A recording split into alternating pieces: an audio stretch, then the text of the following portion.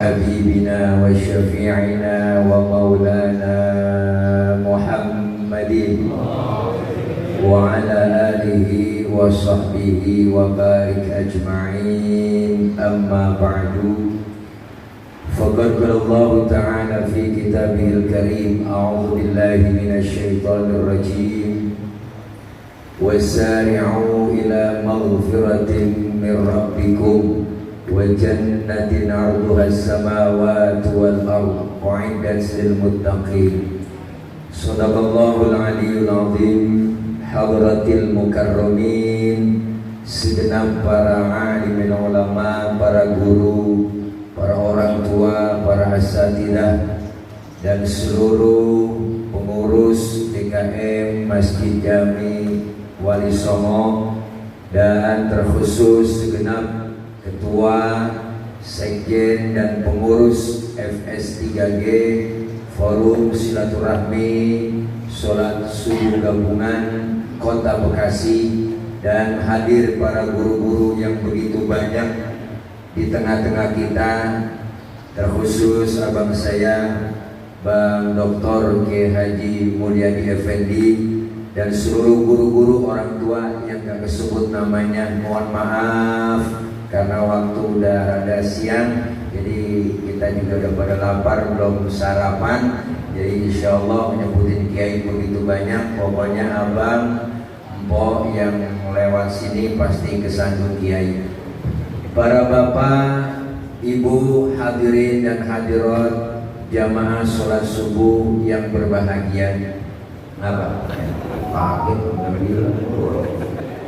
Oh gini, wah nih, ada pilot. Bukan ya, inilah ribet banget ini. Alhamdulillah, pada pagi kesempatan hari ini kita kumpul dan hadir melaksanakan sholat subuh gabungan berjamaah. Semua ini adalah salah satu program daripada FS3G yang insya Allah program dan kegiatan yang dilakukan oleh FS3G ini senantiasa istiqomah membawa kebaikan dan kemaslahatan dunia dan akhirat. Pagi ini kita kumpul dalam rangka kita ngaji. Maka ketika kita kumpul di majelis ilmu, ketika kumpul kita dengan para alim ulama kita, yang kita rasakan adalah ketenangan hati dan jiwa kita. Karena seluruh anggota tubuh kita hanya bisa dikendalikan melalui daging yang namanya hati. Hati kita bisa bagus, hati kita bisa jelek, dan penyakit hati itu selalu ada pada diri kita. Tanpa kita pungkiri, salah satu kata Rasulullah yang menyebabkan hati manusia menjadi rusak, di antaranya beliau menyatakan ta'kuluna rizqallah wa la tashkurun. Engkau makan rizki dari Allah tetapi tidak mensyukuri apa yang telah diberikan oleh Allah. Sekarang ini kita lagi ribut tentang penyakit. Maka penyakit dibagi ada dua, ada penyakit batin, ada penyakit zohir. Terkadang kita lebih takut dengan penyakit zohir. Yang penyakit zohir kita punya, kita lebih tahu ketimbang orang lain. Tetapi penyakit batin adalah orang lain lebih tahu dulu ketimbang diri kita yang punya penyakit.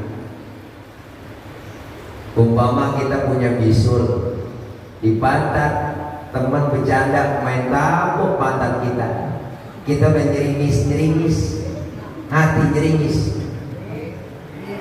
sakit jeringis, kita ngomong aduh. Kenapa? Orang lain wajar gak tahu kalau kita punya bisul di pantat, tapi kita yang lebih tahu dulu. Kenapa? Karena kita yang merasakan penyakit zahir itu. Tetapi penyakit batin orang lain kadang lebih tahu ketimbang diri kita yang punya penyakit batin. Maka hari ini kita rame-rame di mana-mana dihidupin lagi, diramehin lagi. Yang kemarin-kemarin udah enak-enak, anteng rada mendingan, sekarang ditimbulin lagi. Zona hitam semua, nggak pakai merah lagi. Benar? Kita takut kerumunan, kagak mau salaman, rada ogah sama orang, ketemu takut pakai masker double. Malam makan jengkol lupa sikat gigi, maskernya double, udah lengap. Saya aja pakai kacamata, pakai masker, bembur. Menurut dokter, pakai masker bukan setiap hari, setiap waktu dan di mana aja. Makanya kita perlu sadar pakai masker itu satu, ketika kita kumpul orang yang nggak jelas kita pakai masker tuh. Ya, gue jadi dokter loh ini. Mana tempat yang nggak jelas, pasar, tempat yang nggak jelas tuh pakai masker. Lagi di mobil nyetir jangan pakai masker. Harus bisa nempatin. Lagi kongkong berdua orang yang kita kenal, Kiai Mulyadi, Ustaz Ubay, Jomli, kita kenal semua nih, orang sehat, duduk bareng enggak pakai masker, enggak ngapa-ngapa. Jangan cuma maksain pakai masker. Benerin lu bang. Berkerumunan, kerumun, tapi pakai masker aman. Maka sungguh masa sembahyang 4 kali silang-silang. Masjid itu banyak disilang jaga jarak. Giliran selfie dempet ke PA. Saudara jalan pergi ke daerah naik pesawat, itu aturannya luar biasa, harus pakai swab. Swabnya bukan lagi antigen, pakai PCR, lengkap semua, antri jarak 1 meter antri. Pas masuk pesawat bertiga satu kursi dempet. Artinya apa? Kita harus bisa sadar itu semua. Ini penyakit memang ada. Saya bukan gak percaya corona ada, tapi kita harus yakin bahwa setiap penyakit pasti ada obatnya. Dan kita sudah paham yang namanya penyakit, kita paham bagaimana cara menjaga kesehatan. Orang yang kumpul masih begini, enggak bang, saya yakin enggak kena. Itu yang pada kena, yang kurang kumpul sama ulama, yang kurang kumpul ngaji sama orang rada jauh, kerjanya di kantor aja kena AC, kena matahari kagak. Kalau saya mah alhamdulillah kemana-mana alamat dipelukin orang, sama kerjaan saya di empang, berjemur, mancing, jadi nggak kena corona jauh. Inilah kesempatan kita subuh ini. Ayo kita ingat dengan penyakit batin, lebih ingat lagi kita ingat dengan penyakit zahir, lebih ingat lagi dengan penyakit batin. Apa itu penyakit batin? Di antaranya ujub, sombong, dengki, seneng lihat orang susah, susah lihat orang seneng, hatinya beruit, cepet banget baperan, nggak boleh disinggung dikit marah. Kalau ceramah, kiai ceramah, guru ceramah, ustaz ceramah, dengerin jamaah, kesinggung dia, itu namanya punya koreng. Kalau ada koreng, berasa. Artinya apa? Jangan cepat baper hati, terima, mudah menerima ilmu, mudah menerima nasihat. Ini penyakit hati dengki. Ada orang bang, kamu saya memang lagi musim bola nih. Ada kamu saya namanya Haji Sari sama Haji Usin. Ini CS kental juga. Haji Sari dari masih kecil sampai sekarang lengket banget CS kental. Kemana berdua mulu, rajin bayar ke masjid, ke musola, ngaji sampai janjian. CS banget, CS kental banget kan. Dia kayak Ustaz Ahmad Maulana sama Ustaz Kopi, kemana aja berdua dia. Ini orang mana? Enggak ada. Kemana berdua mulu, Haji Husin nama Haji Sarip. Emang dua-duanya deket nonton bola. Wah, pas Piala Euro Jerman lawan Portugal. Wah, ini si Haji Husin megangnya Jerman, Haji Sarip megangnya Portugal. Main, wah sebelum main ngomong kata Haji Husin, Ji, bagaimana kalau kita taruhan? Wih, yakin taruhan?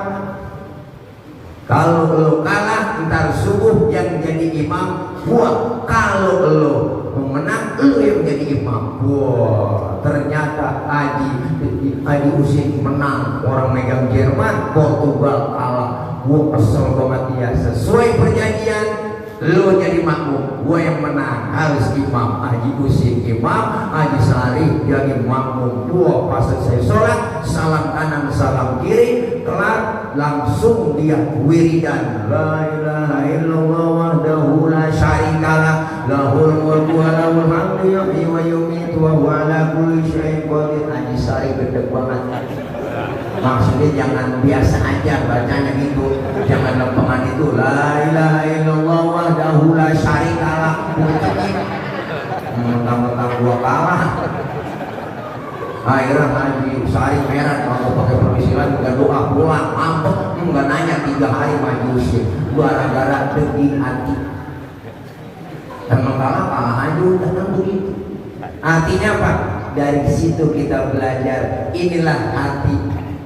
Inna fil jasadi mudghah. Dalam jasad kita ada segumpal daging, yang ketika daging itu baik, insya Allah seluruh anggota tubuh kita akan baik. Kalau anggota tubuh kita jelek, tergantung hati kita yang jelek. Mudah-mudahan ini menjadi sarana buat kita, dengan kita kumpul berjamaah, duduk bareng para guru-guru kita, ulama kita, insya Allah penyakit hati bakal hilang. Amin ya robbal. Kalau penyakit hati datang degi, wah sombong, gua nih mentang-mentang kaya, jalan kagak nempak, kuntilanak. Dengan hati bersih, dengan hati lembut, mudah menerima nasihat, insya Allah kita dapat melaksanakan apa yang kita dianjurkan oleh Allah dan Rasulnya. Kita mau kumpul bersama guru, bersama alim ulama, kumpul ngaji. Dengan kita ngaji, ilmu dapat, ibadah menjadi benar, dan itulah tujuan hidup kita. Sesuai kontrak di hadapan Allah, kita pengen meninggal dunia dalam keadaan iman, dalam keadaan beramal soleh, dan itulah orang yang dapat husnul khotimah. Kita kumpul begini bang, jarang kerjaan yang rada berat, ibadah subuh berjamaah. Masjid kita makmurkan dengan MS3G ini luar biasa. Makanya sekjen beliau Ustaz Haji Ahmad Maulana saya sudah rekomendasikan menjadi pengurus, dan insya Allah nanti dalam waktu dekat beliau akan diberikan SK menjadi ketua MPC Fahmi Tamami Kota Bekasi. Oh, luar biasa. Udah saya rekomendasi sama Ngkong Haji Roma Irama, ketua umum. Ntar beliau luar biasa nih, dekat Ngkong Haji Oma, lama-lama bisa nyanyi dangdut Haji Ahmad. Kenapa? Karena ini salah satu program yang dilaksanakan oleh Fahmi Tamami juga, Forum Silaturahmi Takmir Masjid dan Musola Indonesia. Melalui apa? Masjid-masjid yang dimakmurkan oleh para guru dengan DKM masjidnya, menjaga masjid. Kenapa? Dari masjid ke masjid, Isra Mi'raj jelas dari masjid ke masjid. Kenapa dimulai dari masjid menuju ke masjid? Inilah hebatnya yang disebut masjid. Hijrahnya Nabi dari Makkah ke Madinah, yang pertama dibangun di Madinah bukan mall, bukan apartemen, bukan hotel, bukan jalan tol, bukan kereta cepat, bukan MRT, bukan jembatan layang Bukan. Yang dibangun pertama adalah masjid yang dibangun oleh Rasulullah Shallallahu Alaihi Wasallam. Kenapa masjid? Pertama, fungsinya masjid bukan hanya sekedar buat sholat, ibadah, buat etikaf, tapi fungsinya untuk menjaga ukhuwah Islamiyah, mempersatukan umat dari umat golongan muhajirin dan ansor, disatukan melalui masjid, bermusyawarah, mengatur strategi perang, mengatur strategi politik. Untuk apa? Untuk perjuangan Islam. Maka ini masjid simbol demokrasinya umat Islam. Sebelum adanya partai, Islam udah ngajarin demokrasi melalui masjid. Kenapa ini disimbolkan sebagai demokrasi masjid kita? Pertama, karena di masjid ada aturan yang gak tertulis. Siapapun masuk masjid, copot sendal, buka sepatu. Itu aturan. Siapapun dia, RT, buka patut teh. Jangan mentang-mentang RT patut dimasukin ke masjid, usir. Presiden pun sekalipun masuk masjid, copot sepatu. Kenapa? Karena semua sama di hadapan Allah lewat masjid. Beda sama ajaran yang lain. Rumah ibadah yang lain, bang, apa aja masuk, patut masuk, segala masuk, telotok masuk. Tapi masjid dijaga kesucian. Yang kedua, apa fungsinya masjid? Sebagai simbol demokrasi kebersamaan kita. Di masjid jangan bicara soal suku. Di masjid jangan bicara soal warna kulit. Karena warna kulit kita begini, kita gak pesen. Potongan muka kita begini, kita gak pesen. Jangan ngatain orang. Kadang-kadang mulut usil banget. Tuh orang hidungnya lucu ya. Hidung orang juga cair. Memang orang agak pesen. Jangan ribut soal suku di masjid. Dari suku apapun dia dilahirkan, kalau dia muslim, saudara kita. Makanya kita nggak boleh ribut. Bersuku-suku, berbangsa-bangsa, jangan pakai ribut. Betawi nggak boleh ribut sama orang Jawa. Kalau Betawi ribut sama Jawa, kontrakan kosong. Siapa yang mau kontrak? Betawi nggak boleh ribut sama orang Sunda. Kalau Betawi ribut sama Sunda, mau kredit panci sama siapa? Kita yo. Betawi nggak boleh ribut sama orang Batak. Betawi ribut sama Batak, ramai dah kita. Sepi, nambel ban sama siapa? Kalau bukan sama si lain. Makanya ini pentingnya kebersamaan kita. Batuk dah. Udah pernah kopi. Artinya bapak ini masih simbol kebersamaan. Dari mana dia? Jangan usir. Datang dari mana bang? Kidul, ngadep ngulon. Noni dari mana? Dari wetan, ngadep ngulon. Lu dari mana? Gua dari Kulon nih, ngadep ngulon juga lu. Sama semua, menyembah Allah Tuhan yang sama, menghadap arah kiblat yang sama, sholat bacaannya sama, gerakannya sama, pun dalam sholat bacaannya sama. Inilah makna bineka tunggal ika, beda-beda, tapi satu tujuan. Alhamdulillah, Islam udah ngajarin demokrasi kebersamaan. Sekarang umat Islam lagi diuji.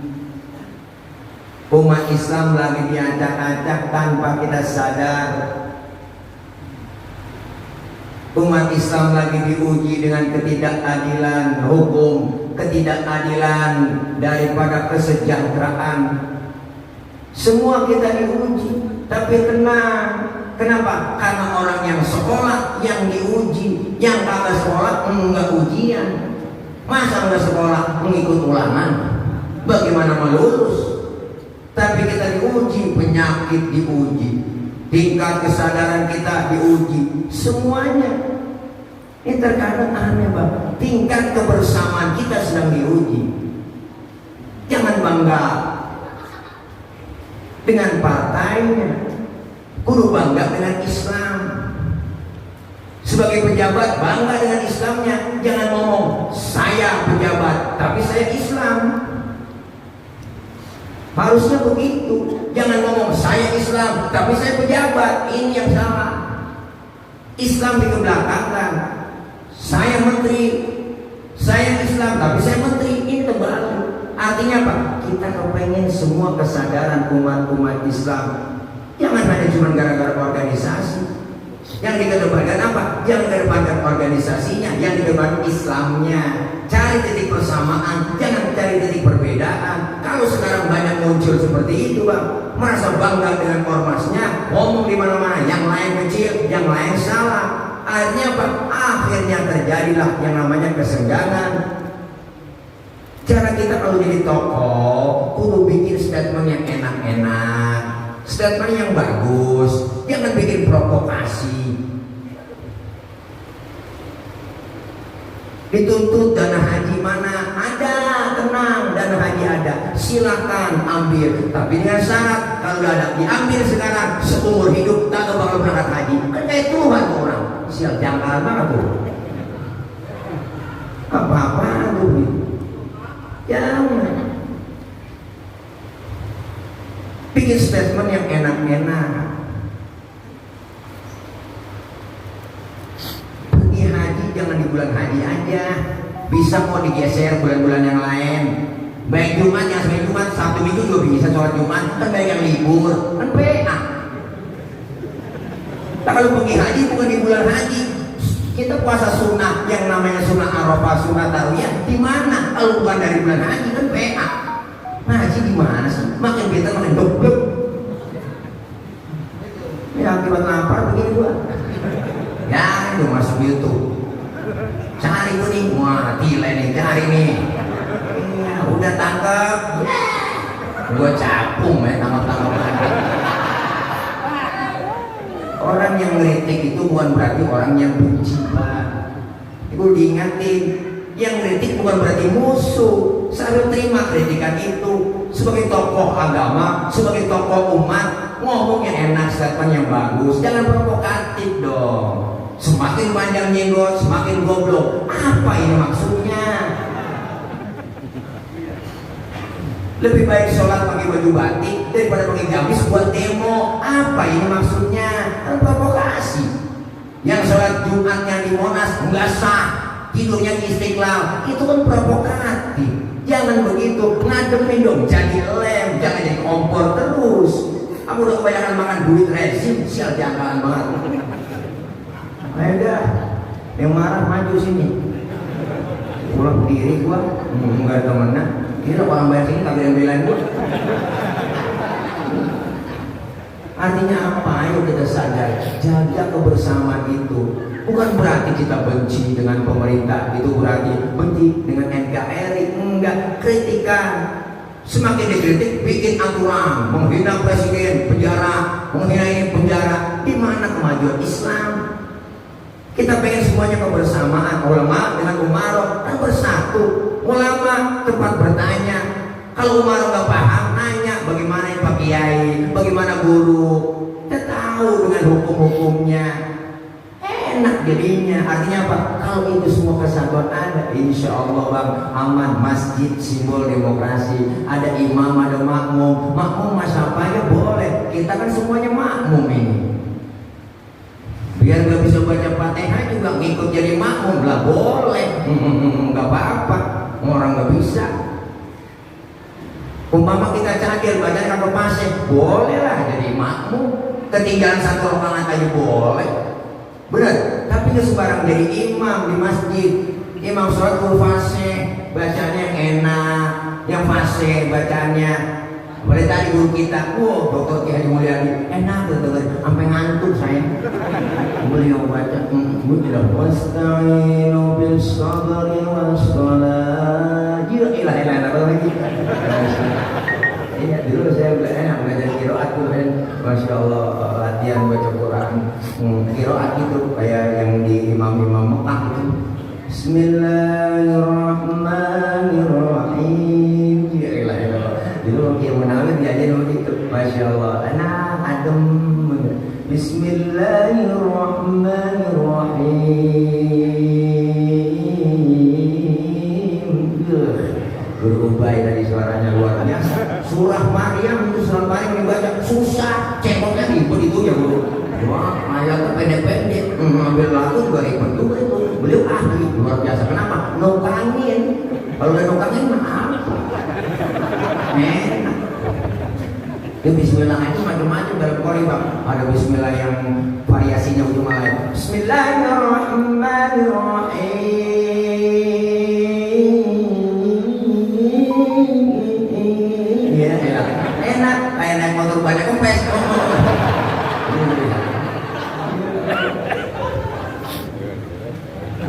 Yang pasti sama diajarkan dalam pemerintahan kita. Ada rakyat, ada pemimpin. Pemimpin perlu dipilih, imam juga perlu dipilih. Syarat imam fasih, sama-sama fasih. Yang alim cari yang lebih tahu, ilmunya banyak. Yang lebih tahu maunya makmum bagaimana. Makmum tuh pengennya nggak muluk-muluk. Kalau sholat jamaah bacaannya tuh imam jangan panjang-panjang, itu aja, bener kan? Ini mentang-mentang jadi imam, membayang maghrib bisa baca fatihah, baca surahnya, tabarok, waqiah, yasin di beton.